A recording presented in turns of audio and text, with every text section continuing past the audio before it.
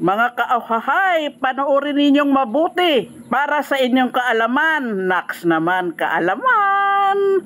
Hindi ako yung naghilot, kundi ako yung hinihilot. At nakakita na rin ako nang maturuan ko kung paano maghilot. Kasi walang ibang maghihilot sa pamilya namin. Ako lang mag-isa at ngayon ako ay matanda na. Kailangan may papalit sa aking trono. Oh, hahay! Yan, panoorin yung mabuti yan mga kauhay. Ang hilot na para sa matigas na lihistid o yung tinatawag na frozen shoulder.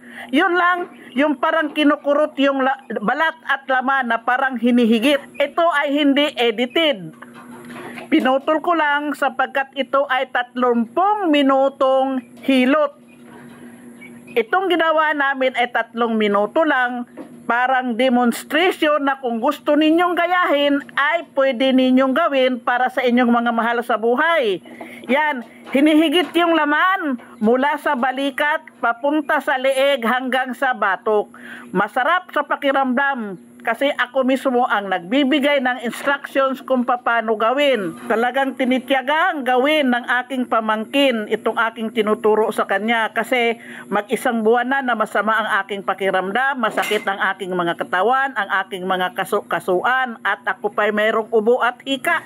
Kaya naawa siya sa akin at yan ang kanyang ginawa sa pamamagitan ng aking pagsubaybay sa kanya at sa aking pagturo.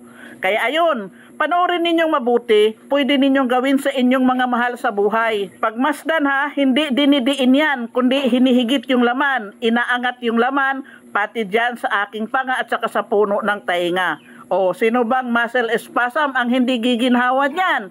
Sino bang litid na matigas kung palaging ginaganyan, gagawin yan kahit 1 beses lang sa 1 linggo, maiwasan na ang tinatawag na frozen shoulder o yung masakit na scapula o yung tinatawag nila na stiff neck. Madali lang gawin to. Ang maganda dito ay hindi lagyan ng langis upang hindi madulas. At sa umpisa siyempre, dahan-dahan lang ang paghigit, huwag biglain. Pagkaabot ng mga 10 minutes, saka na unti-unting higpitan kasi marelax na yung balat, hindi na kumakapit doon sa litid. Subukan ninyo at walang mawawala. At ako'y naniniwala, pag alaga sa hilot ang katawan ay malayo sa karamdaman. O siya, hanggang dito na lang. Maraming salamat sa aking mga followers, sa mga subscribers, sa mga viewers, star senders, at saka naman, baka naman meron pang gustong mag-subscribe. Subscribe naman ninyo ako kahit sa maliit lang na halaga. Salamat din sa aking mga bashers. Mahal ko kayong lahat. At kung hanggang dito napanood ninyo, lambing ko sa inyo.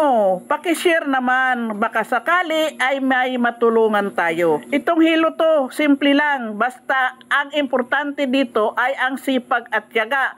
Pero kung wala kang tiyaga, wala kang sipag, ay wala talaga. Salamat!